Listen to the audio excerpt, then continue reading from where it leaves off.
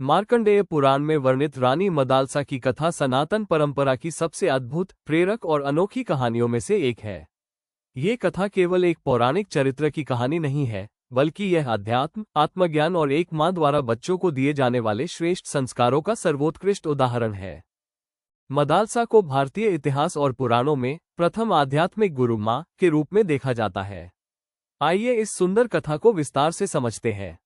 मदालसा को भारतीय इतिहास और पुराणों में प्रथम आध्यात्मिक गुरु माँ के रूप में देखा जाता है। आइए इस सुंदर कथा को विस्तार से समझते हैं। विवाह के बाद जब मदालसा और ऋतुध्वज के घर पहले पुत्र का जन्म हुआ, तो राजा ने उसका नाम रखा विक्रांत, यानी पराक्रमी। राजा चाहते थे कि उनका पुत्र बड़ा होकर एक महान योद्धा बने। जब बालक रात को रोता, तो आमतौर पर माताएं उसे बहलाने के लिए खिलौने देती हैं या थपकी देकर सुलाती हैं।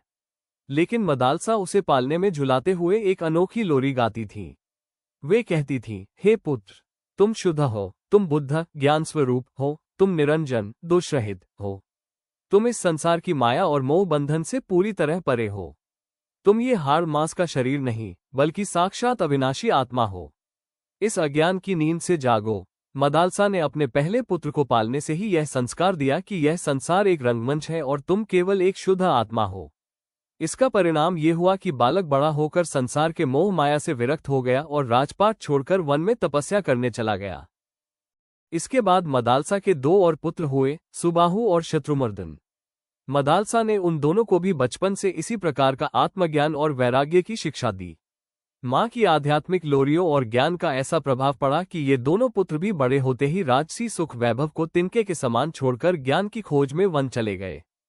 जब तीन पुत्र राजपाट छोड़कर सन्यासी बन गए, तो राजा ऋतुध्वज बहुत चिंतित और दुखी हो गए। उन्होंने मदालसा से कहा, हे देवी, यदि हमारे सभी पुत्र वन चले जाएंगे, तो इस राज्य की रक्षा कौन करेगा? प्रजा का पालन कौन करेगा और हमारा वंश कैसे आगे बढ़ेगा? संसार को चलाने के लिए राजाओं और गृहस्थों की भी आवश्यकता होती है। राजा की बात तर्कसंगत थी। इसलिए जब चौथे पुत्र का जन्म हुआ, तो राजा ऋतुध्वज ने उसका नाम अलर्क रखा।